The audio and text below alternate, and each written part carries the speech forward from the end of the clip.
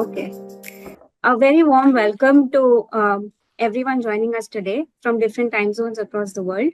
Today's webinar, Decoding Climate Tech Solutions for Emerging Market Financial Sectors, is a joint initiative by Optus ESG, the Association of Development Financing Institutions in Asia and the Pacific, ADFIAP, the Association of Development Finance Institutions in Malaysia, ADFIM, and the Coalition of Disaster Resilient Infrastructure, CDRI. The webinar aims to delve into climate transition and the role of technology as an enabler of low carbon transition within financial institutions. To begin with, a quick introduction of the organizers of today's webinar. ADFIAP is the focal point of 90 development banks and other financial institutions in 40 countries and territories in the Asia-Pacific region, and it aims to scale sustainable development through its members. ADFIM is a unique combination of development financial institutions and entrepreneur development organizations. With a membership base of 17 institutions, ADFIM aims to promote synergy and collaboration in the development finance and banking industry in Malaysia. Optus ESG is a global company providing strategic advisory and enablement on sustainable finance, climate transition, ESG, and climate risk management to the banking and financial sector. The organization stands at the intersection of finance, investments, and sustainability and has been awarded marquee projects by governments, multilaterals, and financial institutions. CDRI is a partnership of national governments, UN agencies and programs, multilateral development banks and financing mechanisms, the private sector, and knowledge institutions that aim to promote the resilience of new and existing infrastructure systems into climate and disaster risks in support of sustainable development.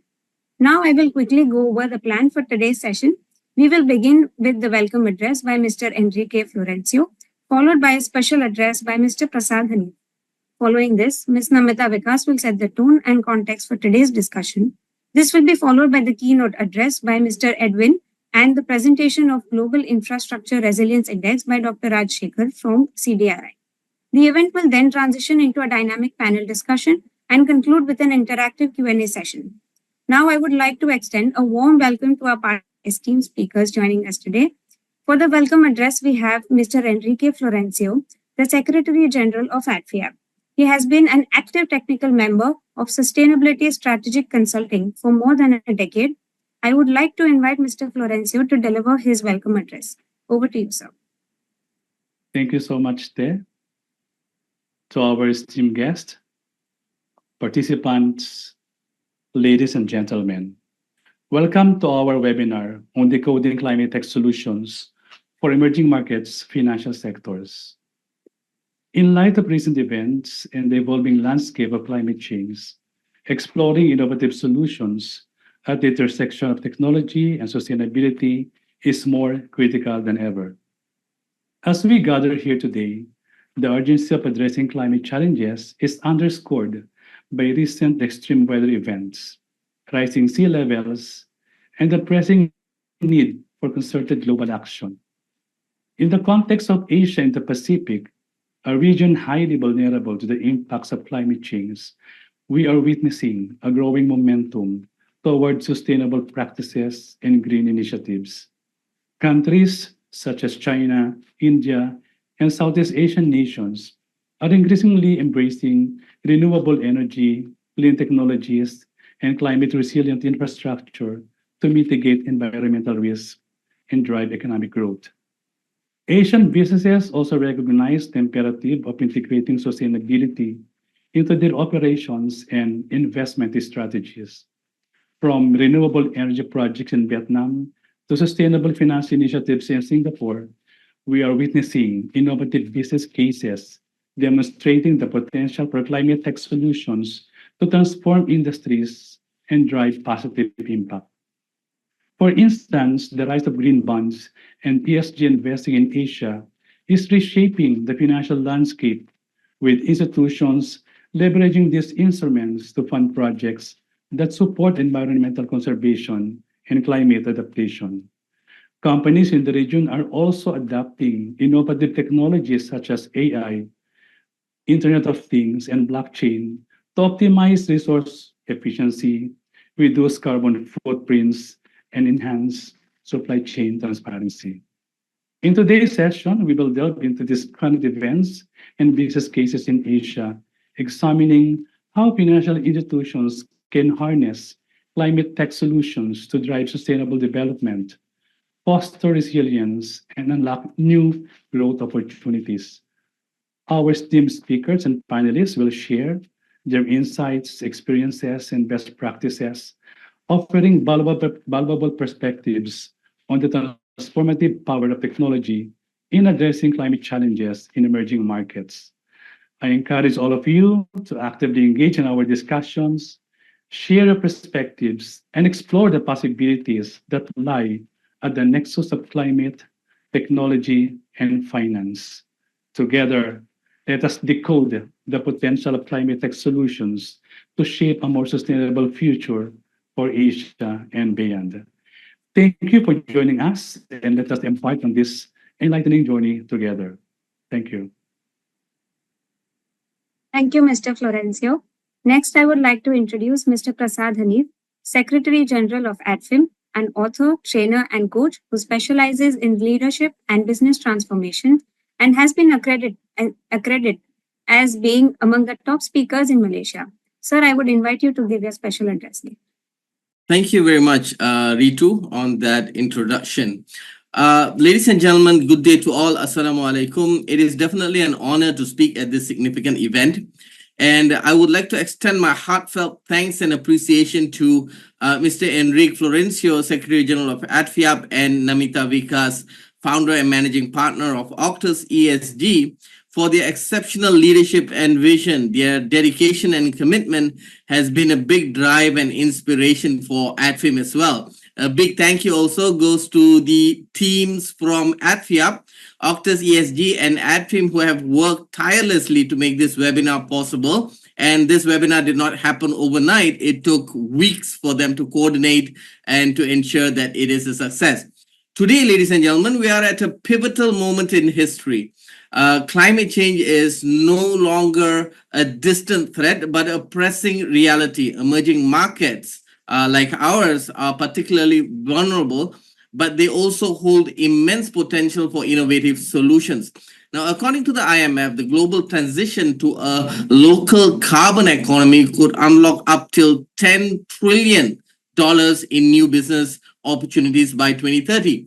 The World Bank reports that investing in green technologies can create over 65 million new jobs worldwide by 2030. These statistics show the immense potential of climate tech solutions. However, ladies and gentlemen, we must act swiftly. The World Economic Forum highlights that every dollar invested in climate resilience today can save $6 in future disaster recovery costs. This is a wonderful argument and a powerful argument for immediate and substantial investments in climate technology and to drive across the seriousness of the issue. Emerging markets need robust financial solutions to support this transition. And I would like to emphasize the word transition because development finance institutions, DFIs, play a crucial role in mobilizing capital for green projects. They can bridge the financing gap and de-risk investments in climate tech. Collaboration, therefore, is very key. We need partnerships between government, the private sector, the commercial banking sector as well, and international organizations. By working together, I believe, we can create an ecosystem that supports innovation and sustainability. Hence, we have these webinars that we organize cross-border, cross-time zones. And I would like to invite everyone that are delegates today to not just listen to what the panelists have to say or the experts have to say, but I would like to invite all the delegates to network with each other in the chat room, and so that we can actually learn from each other and we can take it to the next level in our own institutions. Now, in conclusion, the future of our planet depends on the actions we take today. So let us seize this opportunity to lead the way in climate tech solutions. Together, I believe we can build a resilient and sustainable future for all. Now, once again, thank you to Mr. Enrique Florencio, Ms. Namita Vikas, and the entire teams from ADFIAP, Octus ESG, and ADFIM for their dedication and hard work. Thank you, and hopefully you have a fruitful workshop ahead. Thank you. Thank you, sir. I would also like to add that the webinar is registered under the London Climate Action Week, and it's under its aegis that this webinar is conducted. I would now invite Ms. Namita Vikas to set the context for today's panel discussion. Namita is the founder and managing director of Octus ESG. She is an award-winning senior business leader with over 3 decades of diverse global experience in sustainable finance, ESG, and climate strategy across banking and technology. At Octus ESG, Namita has led impactful projects across emerging markets, receiving accolades from governments, UN agencies, and global DFIs. Namita would also be moderating the panel discussion today. Over to you, Namita. Thank you. Thank you very much, Ritu, and thank you, Enrique and Prasad, for your remarks and the participation and this joint partnership that we have been doing for over 3 years now. I extend a very warm welcome to all the speakers, the global audiences that have joined us from different time zones, and of course, a very special welcome to Mr. Edwin Kokek, who is the head of the EU Green Inclusive Development and who's in Bangladesh currently. And Edwin is an expert on EU legislative procedures and climate negotiations. And in the past, he has been a part of the European Parliament cabinet and advised its president. I would also like to welcome Hara, Carl, Zakia, and Mark, who are going to be the panelists today, and their introductions will come in shortly. I think this is a very important topic that we have taken up today of climate impacts and the role of technology to accelerate risk mitigation and opportunities within financial institutions. You would agree, and as the other speakers highlighted, that 2023 and 2024, these years have been strife with extreme weather events. The cost of climate inaction is adversely impacting human, social, natural, and financial capital. Decarbonizing of economies has become an urgent and a global priority, with agendas advocating for rapid systemic and institutional change. Simultaneously, the demand on capital providers and financial institutions is escalating the need to analyze physical and transition risks. As the nature of climate risk is very transverse, and they're fast translating into financial and credit risks. Now, looking at all this, I think the response has come from technology. Innovative software and hardware technologies are emerging towards decarbonizing energy, e-mobility, heavy industry. Climate tech, the new term on the block, is targeted towards reducing GHG emissions or addressing the impact of global warming. And the accelerated focus on decarbonization and towards building fossil fuel alternatives like renewable energy efficiency solutions, green hydrogen, or CCUS, carbon capture, utilization, and storage. All this is demanding technologies or hard tech solutions that can deliver at speed, responses like smart metering, carbon accounting, AI-led training of carbon credits, or machine learning, or the use of SaaS-based services. And all these are emerging as responses to the need that has come up from a physical or a transition risk assessment standpoint. And evidently, there is a growing market for investments in climate tech, with several market reports indicating that a growth rate of 25% is happening within the space. But despite this, the financing gap of about $2 trillion remain. For example, the IEA estimated that 35% of the targeted emission reductions by 2050 are expected to be facilitated through technologies under development, which are yet to go to commercial scale. And then on the other side, capital-intensive hard tech solutions particularly face this challenge of attaining scalability, as capital providers often lack, one, the understanding of sectoral risks or the expertise to invest in unproven technologies. And in certain cases, the perceived risk may not be too unfounded.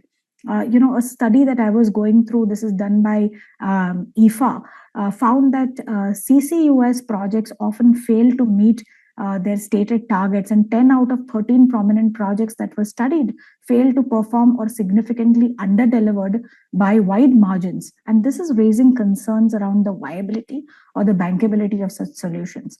On the other side, factors such as changes in the geopolitical landscape, soaring interest rates, devaluations, all this has also discouraged financiers, especially private financiers, who have the potential to bring in large-scale capital. However, I think one cannot deny the critical role of these technologies in net zero transition, and builds a case for financing the missing middle for the climate tech. I think alongside the hard tech, the software also plays a very critical role in designing effective instruments for assessing and managing climate-related risks when integrating with physical assets. Estimates have suggested that digital technologies could help reduce the world's carbon emissions by about 17%. And in case of financial institutions, it is very vital to adopt and invest in these solutions that aid integration of climate-related considerations in decision-making. And that's not easy. I mean, as a banker, I can tell you, but there are benefits of tech applications, and this would, look at, so we've seen in the past how for certain sectors, when tech applications have been applied, assessing the exposure of climate risks across time horizons and identifying vulnerable sectors. The tough part is analyzing the physical risks, where the accuracy and the availability of data is a huge gap. Also, skill sets as far as credited risk officers is concerned.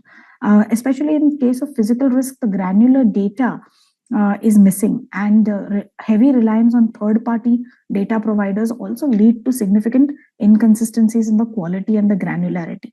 Then on the other side, I think tech enables measuring the degree of alignment of portfolios with national and international transition agendas. Prasad mentioned, he emphasized on the fact that transition is important, and therefore tech to be utilized for this purpose becomes very, very critical. And then also designing strategies to drive the net zero. I think, the time today is for different players in the financial sector and the tech sector to come together to bring about innovative solutions to de-risk investments and to increase the financial flows that we are looking at.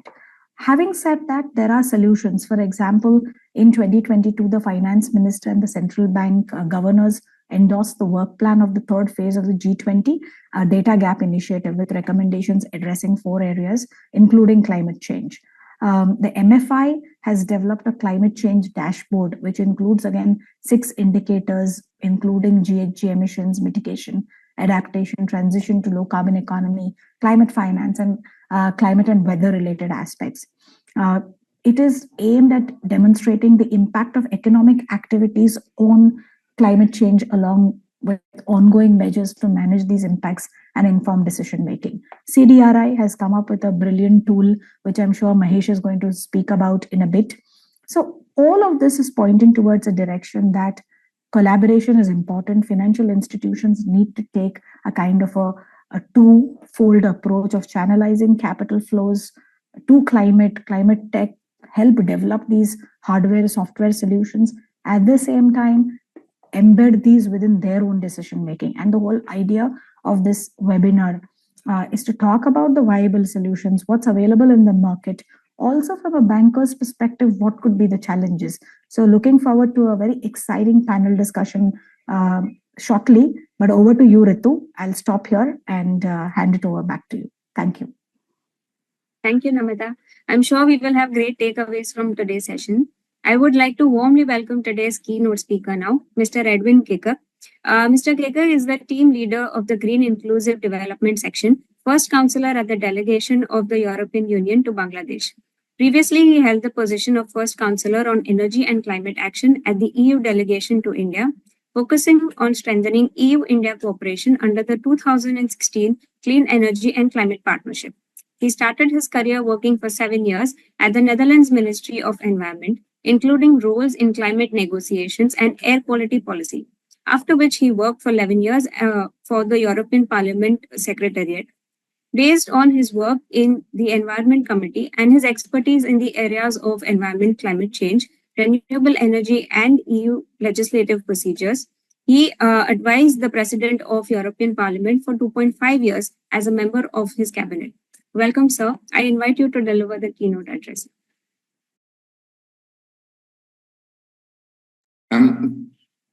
Thank you very much, and it's a real pleasure to meet all of you. It's always a pleasure to meet Mrs. Namita Vikas. A pleasure to meet the two Secretary Generals, and also when I was in India for 5 years, I really enjoyed working with also the CDRI. I think a very important international institution. So thank you for having me in this prestigious webinar. I will focus on the European perspective and on our work in Bangladesh.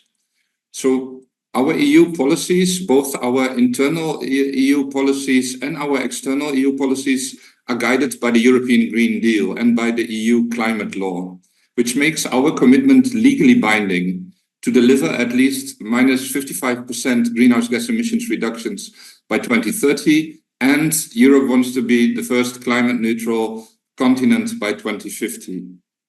So the European Green Deal, and I think Mrs. Namita Vikas and the two Secretary Generals already spoke about it, considers sustainability as an economic growth model. It offers opportunities, and it ensures higher competitiveness from Europe.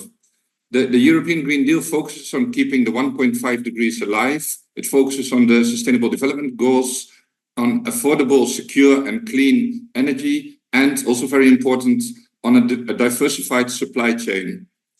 And keeping this 1.5 degrees alive is important because every 10th of a degree counts, even more so in the country where I'm working now, in Bangladesh, which is the 7th most vulnerable country in the world. The longer we wait with deep emission cuts, the higher the risks, the higher the damage. So COP28 included an agreement by all parties to transition away from fossil fuels, to triple renewable energy and double the rate of energy efficiency by 2030. It operationalized the loss and damage funds, and it was also an important opportunity to discuss carbon pricing so that more countries start to put a price on pollution. Financing will also be at the top of COP29.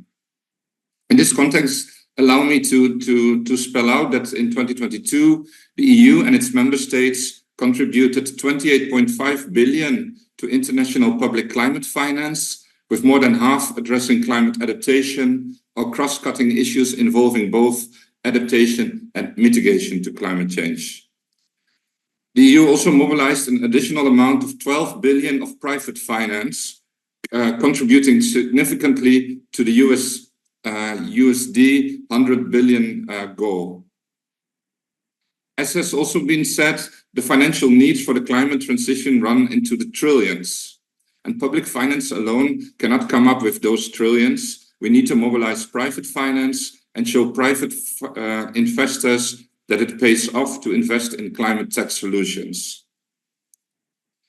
As EU, through the so-called Global Gateway Strategy, we plan to mobilize globally up to 300 billion euros between 2021 and 2027 to invest in the digital sector, climate and energy sector, transport, health, and also education and research.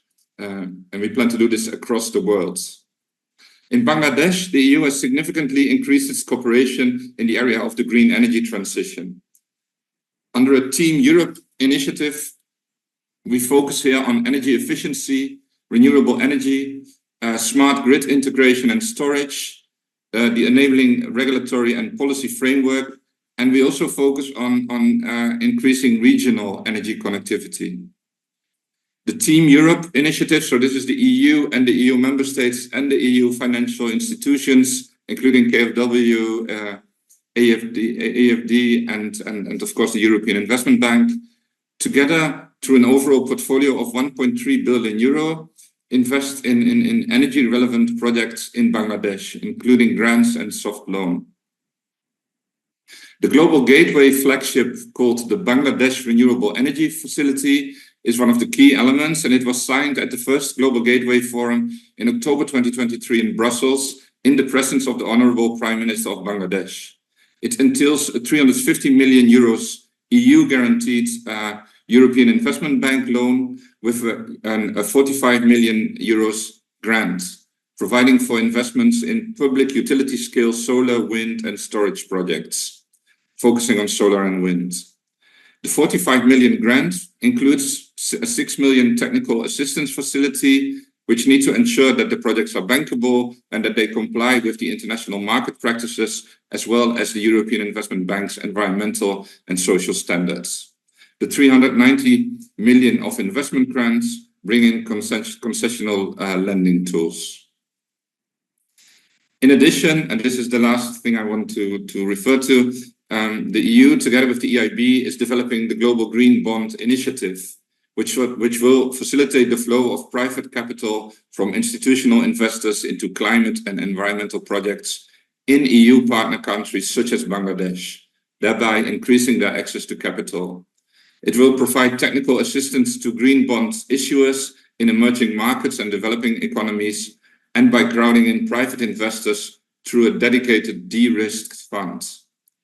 In this regard, an environmental and social management framework has been prepared and can now be consulted online, and I will share the link with Octus ESG so that it can be shared also with all the participants. So green bonds will offer the government long-term financing, in particular for climate resilient infrastructure, and can potentially reduce the cost of debt finance. The EU is closely working with other actors in Bangladesh, such as UNDP and IFC, who have their own activities in the field of sustainable finance, including green bonds. To conclude, working on green renewable projects, on climate tech solutions, and on developing domestic bond markets in countries like Bangladesh, focusing on de-risking investments is of key importance. It will involve initial foreign investments, thus giving more confidence to additional large foreign institutional investors and other domestic and foreign investors. Thank you very much, and I'm really looking forward to the remaining presentations and the panel discussion. Thank you very much for having me.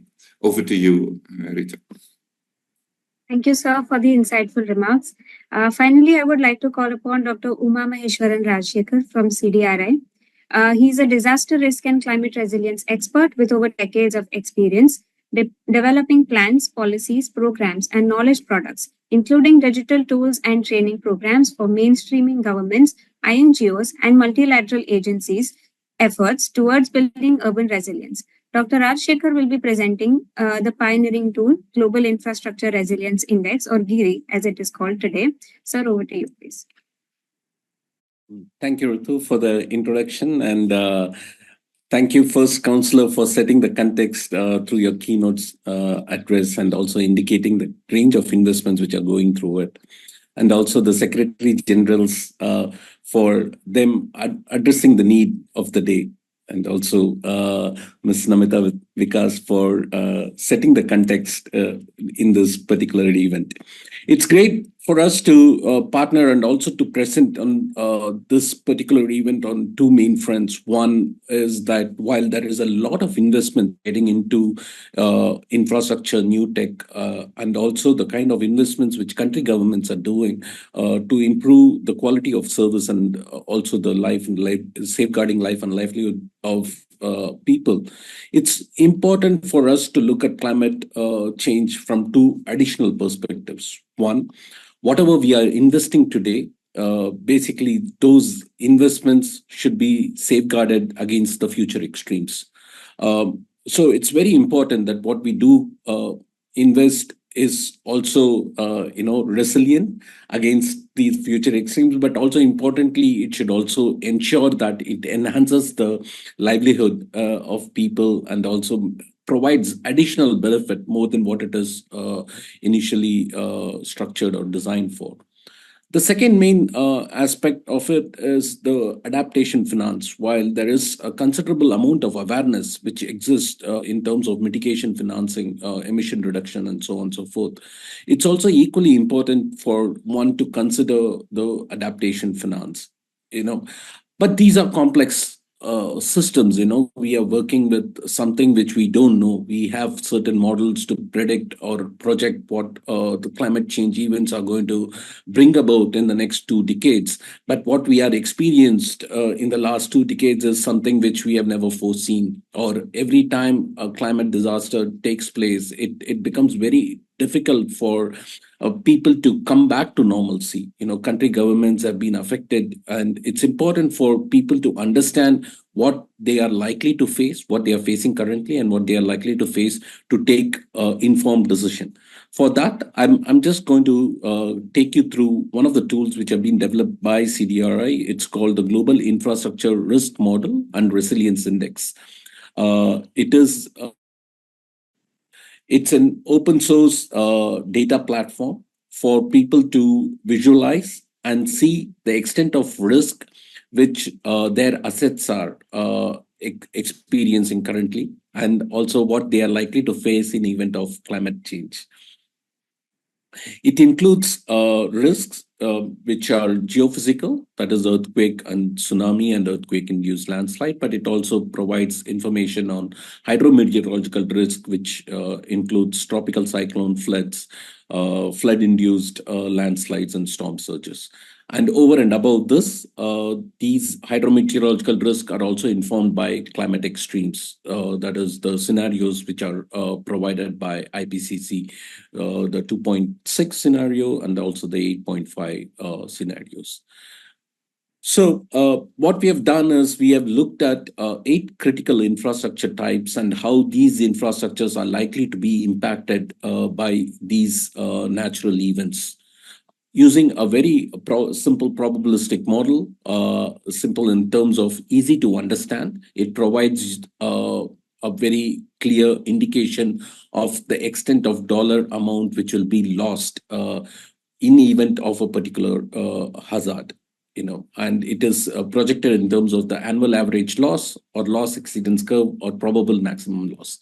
While these are figures which are widely used by insurance companies to come up with a premium, it also, we feel that it is going to inform country governments and also financial institutions whenever they go about investing in a particular asset or in a particular infrastructure. This additionality which they need to consider for making sure that the design are, informed by the risk which those infrastructures are likely to face in the coming decades. If there is an $100 investment which is getting into it, if the annual average loss is close to, say, $2 per year, so probably over the next 10 to 20 years, that particular investment is likely to lose $40. So therefore, it may be useful to consider investing a much, an additionality of $1 or less than $1 to look at the risk from a design perspective and also from an implementation perspective, so that the asset is safeguarded and also the implementation becomes much more easier. This is presented in a very easy to use tool, and for all people, it is an open source data platform. So anybody can get into Giri, view the data, download the data, and use the data as they deem best. So it has the hazard risk information, which are maps, so one can zoom into various country levels and look at the flood risk, look at the landslide risk, earthquake, and so on and so forth. It also has information at various scales, so one can zoom in and zoom out to get a better understanding of the region or the area of their particular interest. In addition to the maps, there is also data and information which country government and especially if there is an economics department or finance department which wants to allocate certain risk financing measures, or they have to come up with the disaster risk financing mechanisms. What is the amount which is to be allocated for a particular sector? Say, for example, a power sector. Even though it is highly privatized, how much the private companies should keep aside for these eventualities, so that whenever an event takes place, at least they have the minimum risk to do a quick fix and help them at least maintain and get those critical infrastructure back online so that people and services continue to be provided. Especially when a disaster takes place, people are most in need of hospitals. But if the hospitals don't function, then it becomes a huge challenge, and there is a possibility of increased life loss. Similarly, whenever during the recovery and response phase, electricity becomes quite important. Telecommunication services becomes quite important. But if these services do not function post a disaster in an immediate aftermath, then the extent of loss becomes quite high. And in order to come up with this, this tool also provides those annual average loss which country governments are likely to experience, sectors are likely to experience, so that the investments can be made appropriately. In addition to that, it also projects and provides information around climate extremes, like I talked about. What is the future change likely to bring? So that whatever infrastructure which are currently being designed, invested around, also takes into consideration the future losses, so that additionality to safeguard these systems against future extremes are included in the early stages of design, planning, and investments. It provides 8 different sectors, but within each of these sectors, it also gives a much more detailed insight. Like, for example, if you look at to the energy sector, it provides various classification, that what is the likely annual average loss for oil and natural gas, for new and renewable energy, for power transmission, power distribution, so on and so forth. Similarly, for transport, it is further bifurcated into airports, seaports, and also the roadways and railways. Quite a rich amount of information for people to play around with.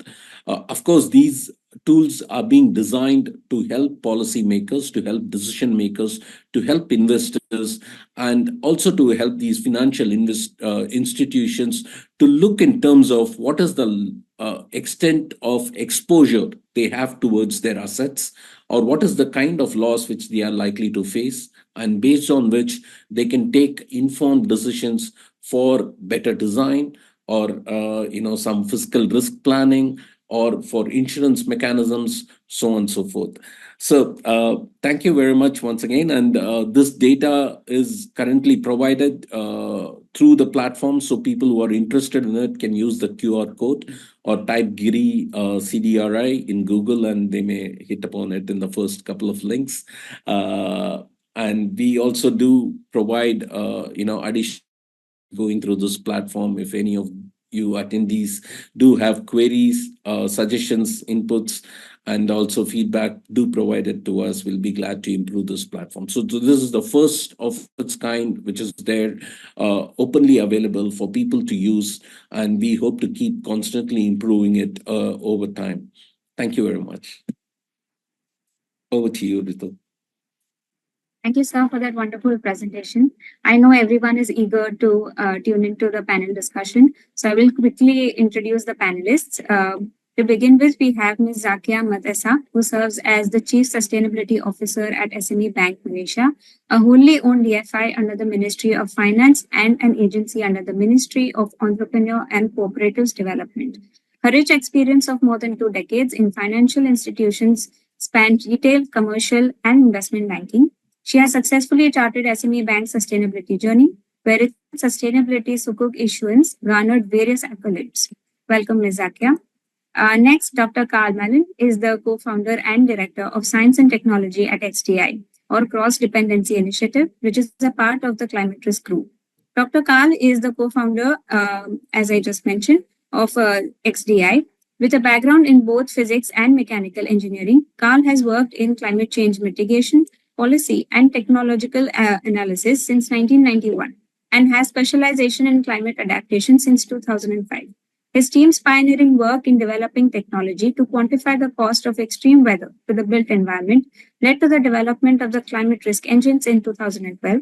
Carl is an editor and co-author of Renewable Energy Policy and Politics, a handbook for decision making, published by EarthScan, and a contributing author for Practical Adaptation Studies, published by Wiley. Carl is also a founding board member of the Climate Bonds Initiative. Welcome, Dr. Malin. Now, Ms. Hara. is the Senior Principal of Revenue Optimization and Partnerships at Obify. Hara is the co-founder of Obify. She's an author, an engineer, an educator, and a technologist. Over the last 20 years, she has always been at the intersection of technology and how it acts to innovate and transform the world.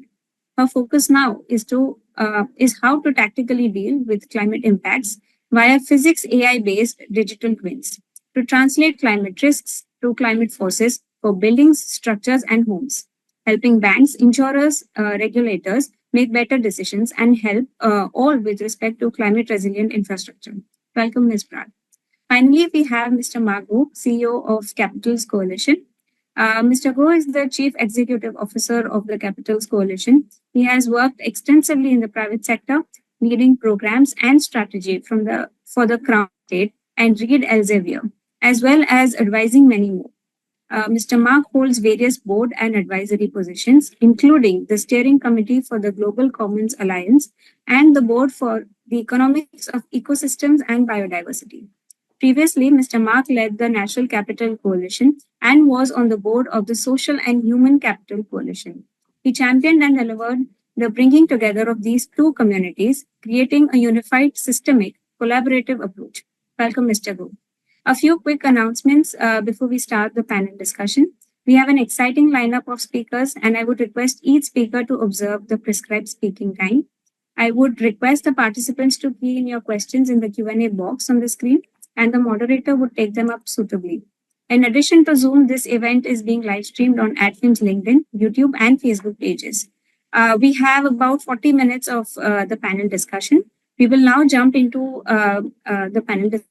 Namita, may I please request you to moderate a discussion? Over to you. Thank you. Thank you very much. And yes, I'm really excited. It's a very good blend of banking and tech sectors brought together to look at, what is the role and the way forward from a climate tech for financial institutions. So essentially, there will be 2 rounds of questions, and I would request each one of you to answer. I'll take the first question with Zakia. So Zakia, financial institutions indeed need to rapidly integrate climate considerations into their risk management and credit approval processes. So, but it's not that simple. And, financial institutions are like, it's like making the elephant dance, right? So what are some of the key challenges and the limitations that banks face in accessing, integrating, or deriving actionable insights from climate data using technology? Because I think it's fast moving towards usage of technology. And since, the focus of your bank is particularly on the supply chain, the SME sector, the small and medium scale sector, how would that impact the financing of climate-oriented SMEs? Over to you, Zakia. Thank you, Ms. Namita. Thank you, Ms. Ritu, for the kind introduction, and thank you for having me here. Good afternoon, everyone. It's now 3:13 p.m. Malaysia time, and the weather is good and the sun is shining brightly. Okay, before I answer your question, Namita, allow me to share a little bit background of SME Bank. Okay, as mentioned by the MC, SME Bank is one of the 6 DFI in Malaysia, and we are fully owned by the Ministry of Finance, supervised by the Ministry of Entrepreneur Development and Cooperatives, and regulated by the Central Bank of Malaysia. Being a DFI, our mandate is to provide financing and advisory services to SMEs involved in manufacturing, services, and construction sectors. Now, talking about climate data, we can't deny its importance, and without this data, how could we possibly track, measure, report, and derive actionable insights?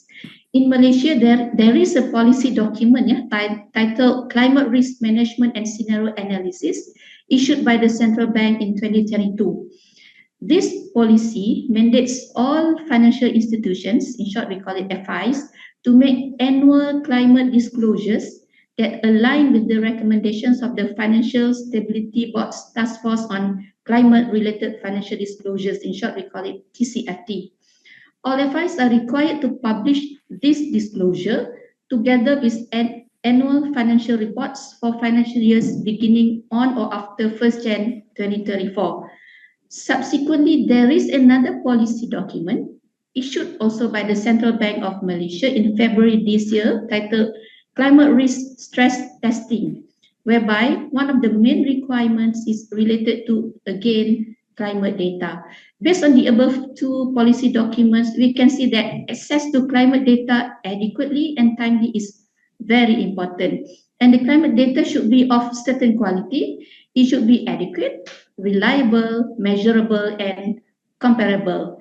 With that, to answer your question, Namita, in general, the challenges and limitations that the banks are facing, other than scarcity of talent, can be summarized into 3 key points. The first one is the availability and quality of data.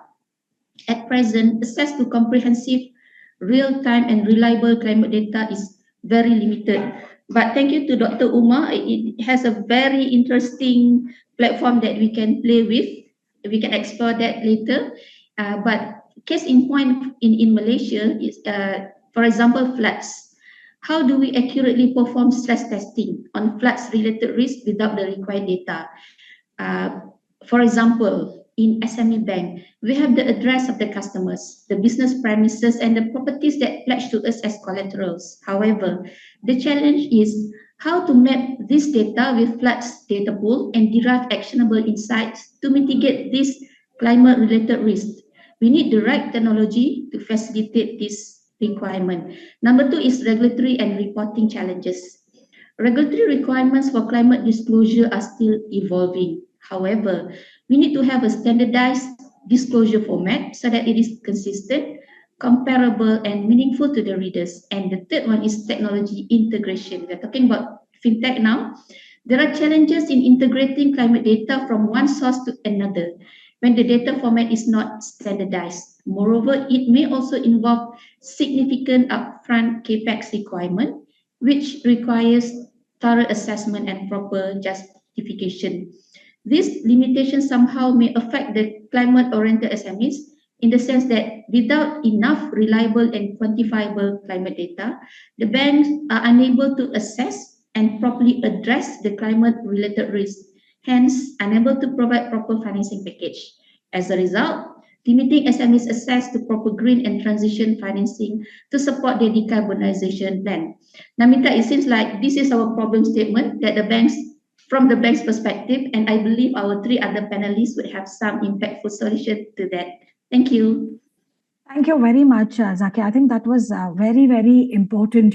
I think while we talk about data and standards, I think one of the important aspects that you brought out was data integration, because, there are existing systems, and how do you, first of all, even banks have the budgets to be able to do that, and let alone SMEs to do that. And that creates a very good segue into, moving on to Carl. So Carl, hi, I would like to bring you in here now. XDI and the climate evaluation leverage climate modeling and geographical features to assess the exposure and the vulnerability of particular real estate properties to extreme weather-related hazards. So I would like you to throw some more light on how this risk is translated into climate-adjusted values, and how does that really work? If you could just talk a little more about that. Thank you. Over to you, Carl. Yeah, thank you, Namita. And just look, I'd like to thank you for the invitation, and Enrique for sponsorship of the event. It's really great to be invited. Look, I think Zakia's points about the challenges for the bank are really well made and a great way to pick up. In a way, the challenge I think Zakia is throwing down is, if we look at this sort of very big picture work that, for example, CDRI is doing, which is looking at this sort of big scale of infrastructure and so on, when we look at an institution that is lending, say, commercial finance, it's happening at the property level, or even a mortgage. There's someone wants to buy a house, they come through the door. How does someone like Zakia make a decision, which is to say, is this okay? Now banks are in a very in my view, one of the highest risk institutions, because when they're lending, they're doing that over quite long periods, 10, 10 years for, say, commercial, and then up to 30 years for residential. So they're taking a long, essentially, they're taking a quite a long exposure to these risks. And of course, 30 years in the era of climate change is a lot. So what we've really been trying to do at XDI is find solutions that connect the flood data. So, for example, high resolution flood data across, Malaysia, but ASEAN, and then we have global data. Now, again, as Zaki points out, this data is quite hard to get. It's actually very, very expensive. So it's much easier for an aggregator like XDI to say, well, we'll take that and then we'll distribute the cost. And then also things like satellite data on forests, information on landslip, coastal inundation data and elevations. This requires lots and lots of information. Some of it's weather data, some of it's land data, some of it's climate change data. And then the trick really is to get it into a form that it is able to inform a specific decision. And then, Namita, I think you're right. These things are what we're seeing now is the point you're saying is, well, how's it going to affect value? Obviously, if you've got a lending institution, they want to make sure that this thing's worth some money in case something goes wrong, or that they've got their right loan to value ratio correct. So really, they're wanting to see, is this property going to be insurable? You don't want to have a flood in it not insured. Is the property going to hold its value? Are there going to be financial strains on the borrower, for example, from insurance, that would make it very difficult for them to repay the loan? So these are all considerations, very, very practical. Banks ask these questions all the time. So what we've got to do is get climate data so that we can inform the standard questions they ask. So the kind of work that is available, and I'll sort of illustrate this. I think that there are three cohorts we need to look at here. We've discussed the banks, but they sit in between the regulators and the customers, and really we need all three having access to the same information. So on a XDI, yes, our commercial work is with banks, and we work with lots of large banks around the world, including in Europe and in Asia. But then the other one is the regulators, because to some extent they can only regulate the bank well if they have access to the same information. And again, I want to pick up Zaki's point here was about comparability, consistency. And a lot of the regulators have been quite frustrated, which is that they see lots of different types of physical risk reports using different models and using different assumptions. So again, we need to get that information to regulators. So we've been working, indeed, we met with the Malaysian regulator just a couple of days ago, but with regulators in Canada, in Singapore. We're working with the HKMA in Hong Kong, mainly, and this is interesting because some of these projects are actually non-commercial. They're actually just, we provide free data to regulators. And if there's anyone on the call who's in that position, please reach out. Mainly because we think it's important that the policeman has access to the best data and is not sitting there being, if you like, what would you call, potentially, not necessarily misled, that's the wrong word, but not having access to their own information. So regulators having access to good information is really, really important.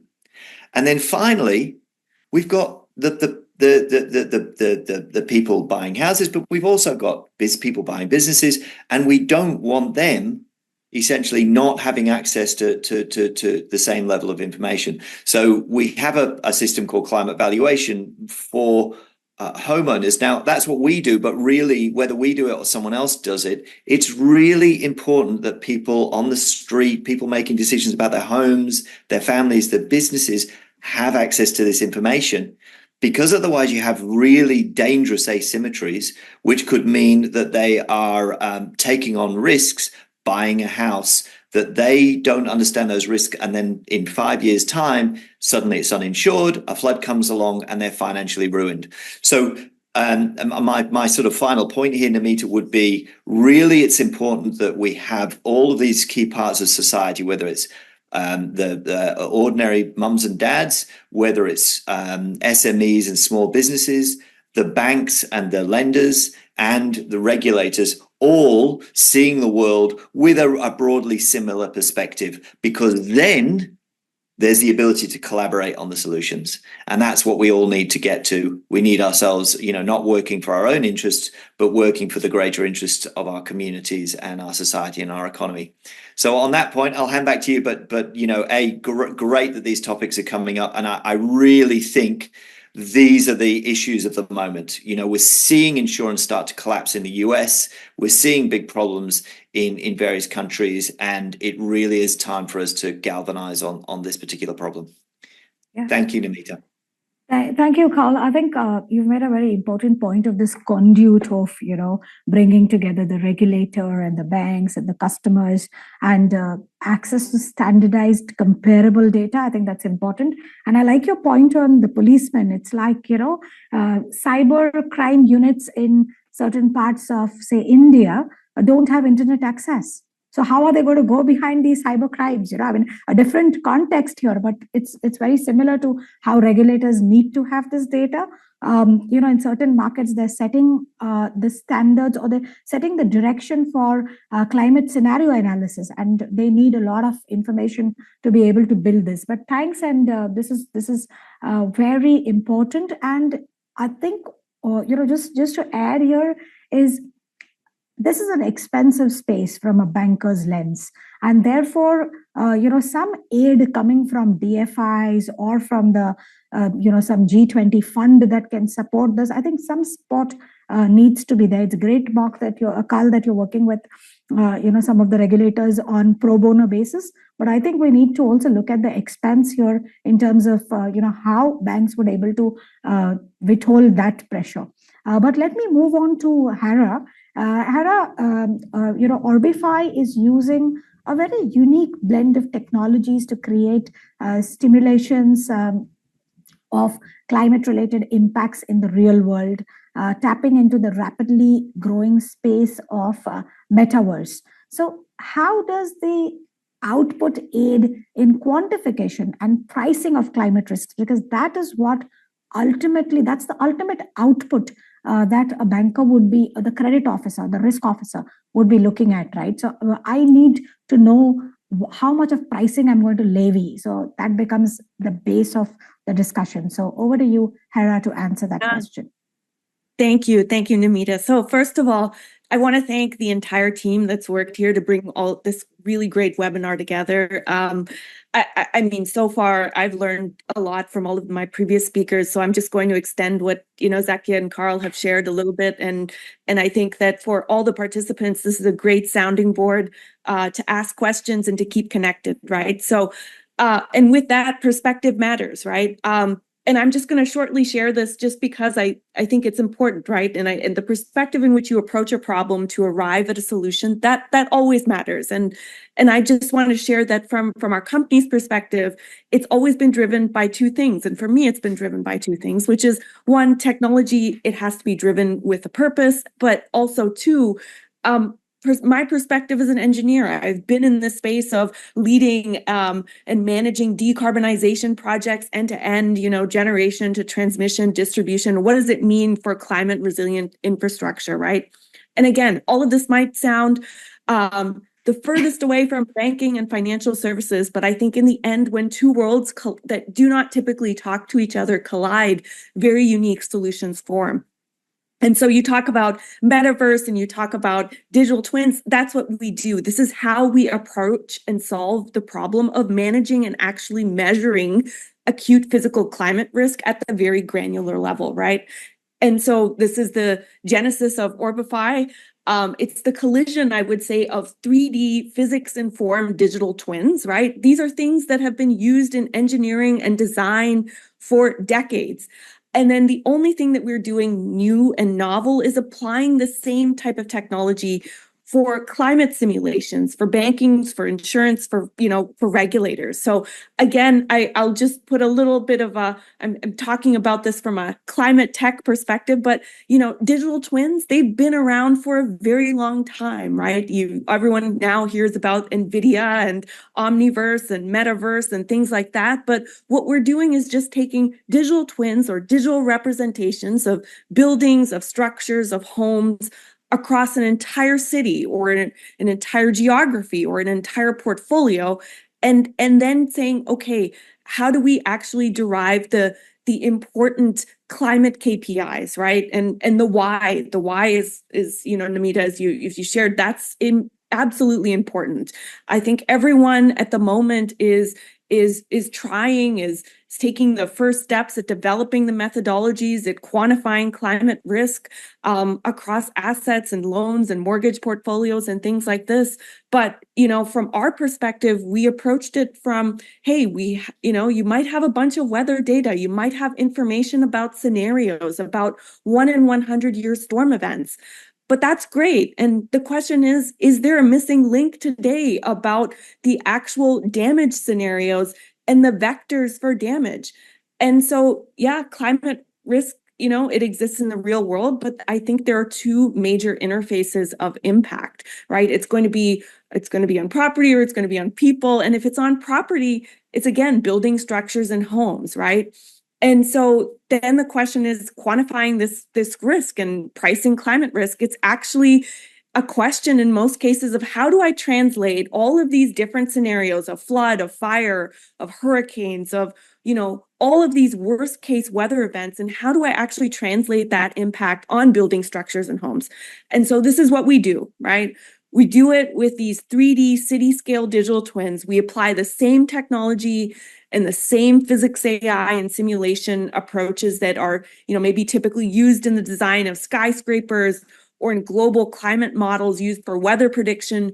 All we're doing is localizing it to cities and towns and geographies, right? And so with this, I think, it gets to the point of reframing the problem, but it then, to Namita's point, what we're able to do actually helps banks go deeper, right? And accurately price risk with these digital twins, right? And get to things that, people care about, the damage profiles, the climate adjusted probability of default, the loss given default, right? The loss estimations, all of those types of things. But I think if I have my 2 cents at the end, it's always, and I think for even the participants that are joining this call, I think, when you're thinking about these type of solutions, always start with an understanding of the outputs and then work backwards from there, right? And try to connect, I would say, the vectors of damage and the vectors for impact when you are quantifying and pricing climate risks. Yeah. No, I think that's a very interesting point that you made in terms of, always start with the outputs that you're looking for and, how do you place the risk at the center of it and then use, whatever technological support that one has. And, that also then puts out a question in terms of how do you decide as a financial institution in terms of what are the priorities that you want to start with from a sector standpoint, right? I mean, real estate becomes one of the critical sectors because there's so much of exposure of banks to that kind of sector. But then on the other side, there are hard to abate sectors. And if you look at some of the emerging markets with, EU laws on CBAM, they have to quickly start calculating their, risk matrix in terms of the heavy costs that are going to be levied on account of lack of, cutting down GHG emissions. So I think it's a Pandora's box that I would think, would get opened up, and so much more needs to be discussed on this. But let me move to, from mitigation to adaptation, and I want to bring in Mark here. Mark, the Capitals Coalition came up with the Natural Capital Protocol. I have been personally involved in this whole, natural capital financing. It's very, I'm very passionate about these topics. And a few years ago, you have been, working with stakeholders over the last few years on measuring and valuing natural capital. Now, this is, here we are just about dealing with climate. and TCFD, and these norms are becoming household or bankhold norms where bankers have started to understand this. And now here, this is something called natural capital. So in your experience, what have been some of the barriers to widespread the adoption of natural capital accounting in that sense? And because we are talking about technology here, how do you think that can help to overcome this, given that there is a lack of any kind of regulatory intervention, right? I mean, there is no regulatory mandate to look at these kind of aspects. So how would you respond to that, Mark? Over to you. Thank you, Namita. And it's wonderful to be here today. And the benefit of being the last speaker here is that I can build off all of the great points that have just been made. I've been writing down lots of notes as we've been going, so thank you. There is, within the community, so we curate a community of around 13,000 organizations around the world that are looking at this question of what is value. So building on what Carl was saying, which I completely agree with, this has got to be to actually help us to do something. And I think a lot of the tech at the moment, we've got lots of people in our community that are developing new nature tech approaches. And a lot of them are developing them because they're really good ideas, but they're not necessarily connected up to what people need. And I think we've got to flip it a little bit. Rather than great technology, what is it we're trying to solve, and then develop the technology to address that? It's valued at about 40 billion at the moment, the market around nature tech. And there's a lot of work going on. But I mean, I think that's still extremely small compared to actually the scale it should be. And that's because we're not connecting it up really to what is needed. So you asked the question about barriers. The biggest barrier, and we do an annual survey of our community, the biggest barrier people have come up with is confidence, actually. It's not now, what do I do? Around how do I apply natural capital or things like that. Those words impact. I mean, I can't walk through the city of London or Frankfurt or anywhere now without actually tripping over a new impact fund this or a new impact bond, or everyone's doing something around it, but there isn't consistency in it and there isn't confidence in it. And I think this is a really important thing that we need to address. And this is linking into your regulation and governance of it. Tech can provide transparency, it can provide accountability, it can provide scaling of solutions. I mean, that's what we're really seeing here. Those are the three key things. If we can't bring in some form of governance to it, then we're going to end up with not having confidence in the information, and then the information becomes unvaluable. We can't use that in what we're doing. So being able to build that governance is really important. We brought together over the last couple of years a value commission, a group of commissioners from the great and the good around the world that work in the markets, financial markets, that work in tech, that are indigenous peoples as well, and trying to bring together a broad group of people that are affected by value. And they have just agreed very recently on a governance framework for the information around value and impact, which we will be releasing later this year. So the governance framework for value will be released later this year in September at the New York Climate Week. We'll send you all invites if you want to come along to the launch. And then there'll be a consultation for 3 months around that period of time. But that governance process will bring in those transparency requirements that are needed. So what information needs to be passed on? A lot of the information we've got at the moment is in black boxes, is hidden away. I see these great numbers and I don't know, and I'm meant to be an expert in this, whether they actually stack up, because I can't get down to the base data. So that transparency is really important. Confidence criteria for users will be the second element. And then in the same way that we have financial numbers, and financial numbers are not comparable actually most of the time, it's only when you read the notes that follow them that they start to make sense. You know which method they've been using, accounting method, etc. We're writing the notes at the moment for these impacts and dependencies. So all of this has significant implications for the tech world. The tech world will have to be able to use this governance process. Now, one question I was asked yesterday is there one body that actually should be regulating this globally? Well, unfortunately, there isn't. And I think that one of the things we're trying to do at the moment is bring together several of the IOSCOs, the COSOs from an internal management process, all of those OZOs that are out there. There's lots of different organizations. There's one in insurance sector as well. Bringing those together to look, because there's got to be, as Carl was saying, there's got to be a connection between these. They've got to have a similar understanding of what they mean by the governance and by value, and that isn't there. Just one last thing I just wanted to mention, digitalization. digitalization of data is extremely important here. We've got the opportunity with broader sustainability data around climate, nature, and by the way, people is the next one that's coming. So just be aware, there's a TCFD, there's a TNFD, nature-related financial disclosures. The TISFD, inequality and social, is being set up now. So we are looking at more areas where this is going to go. And it's the connections between them is the exciting bit. That's where innovation is happening. It's not in any individual sector. It's how they interact is the exciting bit. But the digitalization of sustainability data is really, really key here. We've been hosting a project for the last couple of years on that as well, working with the EU Commission, but also working with the ISSB and various other bodies, looking at how we can get ahead of the digitalization of data. No one's going to read it through reports anymore. I've got loads of reports behind me. You can't see, I've got a screen on here, but I've got loads of reports that I've been involved in writing. We're not going to be accessing information like that. So actually digitalizing this and the taxonomies we use is going to be essential to get the information to the people that need it. And we've got an opportunity with sustainability data to get ahead of that as the regulations and things are coming in to make sure we put that in place. Great. I think that was extremely useful. And you just mentioned about the world collaboration that's happening on this front. And I fully agree with you that digitalization of data and people, I think that's very critical, given that there are trillions of dollars that are at risk when you look at it from that sense, in terms of the climate, negative incidences that we are seeing across. But that's I think good, and it would be also very important to know more about the TISFD. But I'll come to you. I'll circle back to you shortly. Let me go to Zakia. Zakia,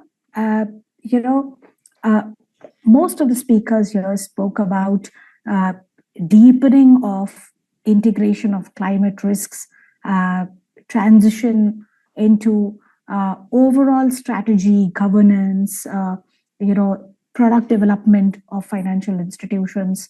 And then there is on the other side, the tech that comes from a climate standpoint. Now, some of the innovative fintech solutions that have been around.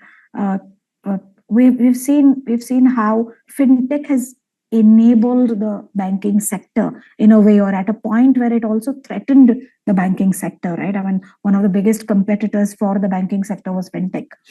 So how do you see leveraging fintech at the same time, or leveraging innovative fintech solutions to engage better with the SME clients?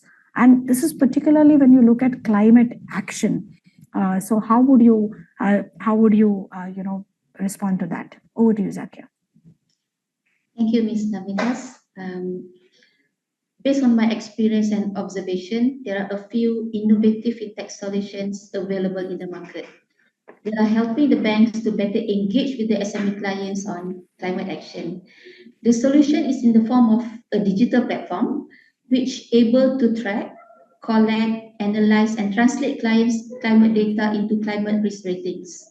Thereafter, provide a final report and recommendations and necessary actions to be taken to reduce their carbon footprints. The report is useful to the banks, facilitating the bankers to develop the right terms and conditions for green and transition financing package as required by the state client. Post-disbursement wise, when the financing is approved, then we disperse the facility. The platform is able to track the performance of clients' climate transition based on data submitted from time to time. This will also enable the banks to innovate and offer more sustainability-linked financing program, hence narrowing the financing gaps. The platform also able to benchmark clients' carbon accounting with the available industry data. Having said that, Namitas, in the future, we may want to have a one-stop digital platform whereby it connects the SMEs and the banks. SMEs will be able to derive the climate rating based on the information provided, and thereafter, the platform able to direct the SMEs to the suitable financing solutions available on the platform. I think this could be a wish list of the banks and the SMEs out there, where we could also be, it could be also good, a great business opportunity for the fintech companies. Thank you. Yeah, thanks. No, I think a one-stop shop from a digital solution standpoint is very, very important, because when we look at the context of financing, and I sit on the board of one non-banking financial company, Affordable Housing, where they have a solution where the borrowers credit can get approved within 5 minutes of answering some 10 questions. And they have done borrower profiling in a way where the last mile access to credit is responded to through technology, speed, and the costs, because when technology is deployed, obviously the cost of the manpower goes down, and that benefits the end user. But that's great. I think I want to come back to Carl. Carl, just going back to real estate, which is at risk from physical and transition challenges that we see as far as climate is concerned. And this is going to potentially impact the asset value in the future. And you said it yourself, that the gestation period of these asset, the exposures is quite lengthy. How does the risk profile of, say, a real estate property address? So the location, the cascading would have kind of cascading effect on the climate change impact. And does climate resilience rating consider the grade of the structures, such as certified green buildings? How is that calculated? I mean, how would a banker really look at using this kind of information and technology? Over to you, Carl. Yeah, look, really great question, because, I think something you've raised in what you've said is this interface between the decision that the bank is having to make, or the lender, and the position of the person who's arrived. You talked about, say, low-income housing. Now, really, that's where adaptation happens. It's every decision you make, which is ill-informed, is potentially maladaptive. You've got 30 years of a headache. Yeah. So if you can intercept that decision with the right information and make an informed decision, then we're in a much stronger position, both you and the customer, the bank and the customer. So I put a link in the chat, interestingly. The climate valuation is quite interesting, because, quite frankly, we don't make any money from it. It's a service to customers, but it's part of our mission to try and level the playing field. But where it started to get pickup is where the banks, where we've seen stress testing of the banks, they've been saying, well, let's look at our mortgage portfolio. But then the next question they ask is, well, what am I going to do about that? And so we say, well, you need to intercept the decision at the point where you're writing the mortgage. So you've got to have something fast. You've got to have something where someone sits in, and, as you said, 5-10 questions. When was the house built? Where is it? What kind of materials is it made from, for example? How high is it off the ground? That's going to tell you whether it's at flood risk or not. So these are really important. A handful of small answers can make a big difference onto whether you think that property is going to be resilient or not. So in a way, it feels like if we can get that interface right, we can firstly avoid, let's say, decisions we might regret. But then, of course, we're also in a position where we can make some adaptive decisions. And some exciting work that we're involved in with a couple of banks is to say, okay, so someone's walked in, they've sat down, you've said, I'm sorry, Namita, this property is in a flood zone, or it's a little bit older, and we really are not very comfortable lending. And quite frankly, Namita, we don't actually think you should buy this. However, looking at the data, we think this could be adapted. You could put a flood wall around this with a floodgate. That would probably solve most of the problems, and then we would be much happier. So how about this? How about we'll give you the mortgage. We'll also give you an extra X $1,000 to put appropriate flood protection around that property. And then A, you're going to have a safe house. B, we're going to not worry that our property is going to devalue. You should have no problem getting insurance, and your property will probably go up in value as a result of this intervention. Okay, so everybody's happy, the insurer, the bank, you, the customer, and even our community is that bit more resilient. Now, if each time one of these transactions happens, we're making an adaptive intervention, then we're in a position where gradually, incrementally, we're making our communities more resilient.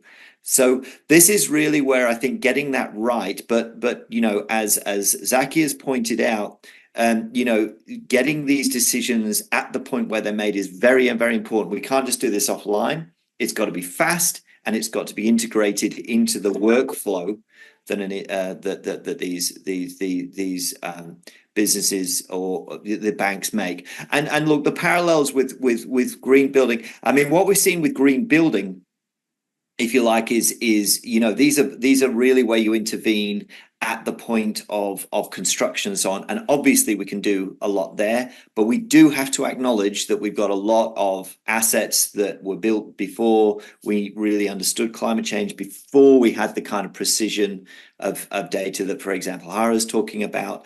And so what we need to do now is not just kind of go, oh, well, we're not going to do anything. These are real people with real families and real financial worries. We've got to come up with solutions for them that make that essentially improve the situation for everybody. So that's really where I think the exciting point of technology can be, is if we can get it to the speeds and accuracy that we can make precision decisions in real time. Very exciting. Yeah, no, I think you've made a very interesting point, and if I may just flip what you just said is, you know, when we looked at financial literacy or financial inclusion as a part of a banking service, what banks I have seen and I have done myself is also work with the borrowers on the habits of borrowing, because you don't want them to take extra credit lines and then misuse those, you know. So I think in a way what you're saying is that banks need to start with providing cohesive solutions, where they're just not talking about providing that loan or a credit line, but it is about also working with the borrower and educating the borrower, plus giving options of what otherwise they could do. So I think that's a very interesting point that you have made, similar to what car dealerships do, right? I mean, they don't sell cars. They provide you with registration support and tax support and loans and all kinds of things, right? Bunched together. So I think that's where we need to.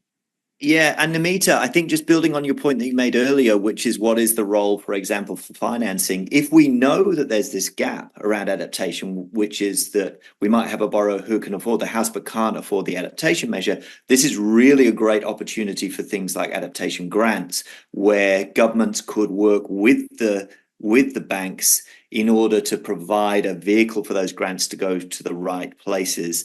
And where you'll do that. So this could also be an opportunity where we see a sort of public-private partnership in terms of community resilience building. And I think you made that point really well earlier. And I do think it applies in this case as well.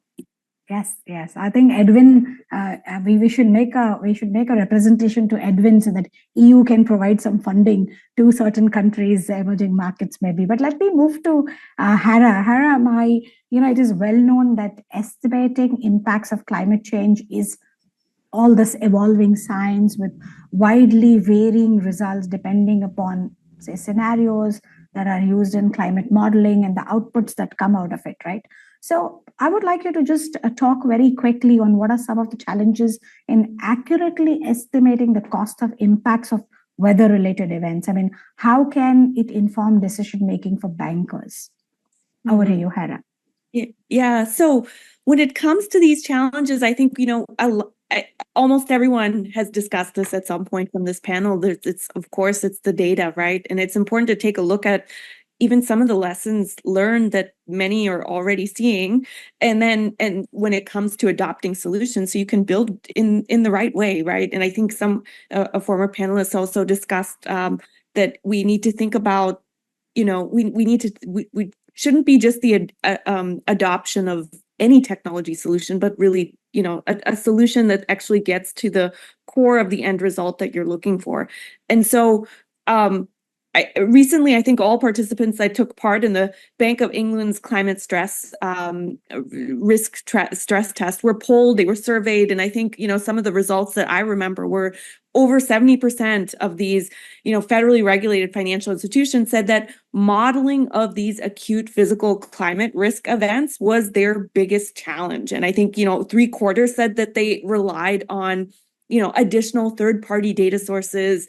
They had to, investigate different ways and models to complete the exercise. And I think greater than 70% said they specifically needed support in terms of modeling and having that right data. So it comes back to the challenges in accurately estimating the cost and impact of these weather events. It comes down to data and the models, right? So, and I think like my advice of how this can inform decision making is that the weather data itself, of course, it's becoming more granular and you can develop very localized types of scenarios, but is that going to actually get you to the cost of the impact? I think the cost of the impact is going to be within the model itself. And if within the model itself, you don't actually capture, climate to the actual climate to damage interface and the vectors for damage, then how do you accurately understand what's going on, right? And I'm informed when talking to different contacts and central banks in different regions and banks in different areas. And I think the best approach, and again, it doesn't matter what a technology that is being adopted is to start small and start to develop from there, right? Data has limitations, even in the context of what we're doing in terms of 3D digital twin models, right? Because it could be that the information is limited in a specific area, but I think with everything, it's in a nascent stage, and the only way to do is to start to develop a methodology and to start small, dig deep into the data and the potential vectors for damage, and it's only then you're going to get a true sense of and a cost of that climate, right? So, yeah, I think you've made a very valid point in terms of how do you take a localized approach, if I may say, like a global support in terms of the direction, the methodology, and then build on local scenarios. I think that's very, very useful. Having said that, I think the desire of a banker, because climate is a very complex subject, is to give me straight outputs in terms of on account of this particular climate risk, what should be my what basis points should I charge in terms of my climate risk kind of a pricing, and what should be the tenors that I take into account, and how do I get my financed emissions data. I think that would be really useful. But I agree that the space is evolving and you have to start small and then grow big. Let me go to Mark for the last question. And Mark, as financial institutions seek to better understand and manage nature-related, financial risks and dependencies, how do you think they can leverage geospatial data, remote sensing, IoT technologies? I mean, all this, upcoming themes that are there to gain deeper visibility into natural capital impacts of the borrowers. And this is across, say, high impact sectors. So over to you, Mark. Thank you. It sounds to me, reading the notes here and the people's chat, that there's an awful lot of experience on this call about how to do this. So I'm not going to tell people, I think we should be working as a community here. And I think what you've done today is bring together a lot of people with a lot of expertise. It's a lot about sharing those ideas, and platforms like this therefore are essential. There is actually a Nature Tech Expo today, actually, in the UK on this, in Leeds.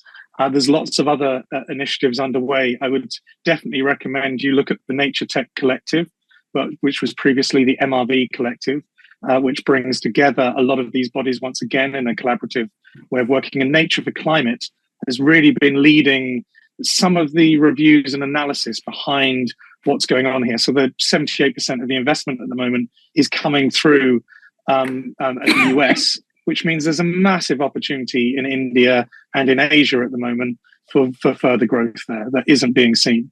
So I think that there's different markets that are evolving. Most of the work is around agriculture and food. some of it then around data and management, but most of the investment is going into food and agriculture as well at the moment. So a lot of the satellite data, a lot of the other data is being used for that. There's a couple of new things. The TNFD, the Task Force for Nature-Related Financial Disclosures we talked about, is setting up a data facility, which is once again bringing together around 100 of the nature tech different organizations. That is underway and in development. So definitely keep an eye out for that. I think that will be very interesting. And you'll see some of the leading organizations coming out through that process.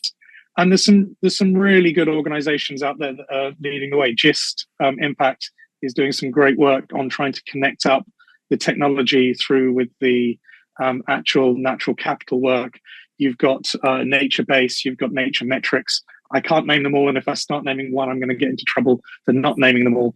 But do think about that. I'm also moderating a day of events on this on Wednesday this week, which I've just realized is tomorrow, around nature tech as well. So there's a group meeting around the London Climate Week about that as well. So for those of you that are in London, there will be more events this week. And for me, the interesting thing is we started talking about what is how do you make better decisions, very much what Carl is talking about. How do you get that information to make better decisions? And now technology is becoming a key part of those solutions and provision of it. So I think find those places like the webinar today where you can connect with people is the best way of finding it, because at the moment it is a very early setup. There's lots of new entrants in the space. As soon as you find one, there'll be another one coming along afterwards. So coming back to what Hara was saying about that link into what is it, what do you need? Work out what that is first. What is the question you're trying to answer? And then try and find the tech that's going to provide that solution, rather than just going after the nicest new piece of tech that's out there, because there's lots of lovely tech to play with. Yeah, thanks. I think, what comes to my mind is socializing these concepts even within financial institutions, and what is the kind of what is the kind of movement on this front, various initiatives. I think even one gets exposure to all of that, and in fact you've given me an idea for the next webinar. Maybe we should focus on natural capital and natural capital assessments for banks, but those were very, very good inputs. The panelists on the side have been very active, so most of the questions have been answered, and I know that we've overshot the time that was allocated to us, but this was an absolutely interesting discussion. I think there's a big learning. Climate is indeed a very complex kind of a subject, and all of us are grappling with what needs to be done.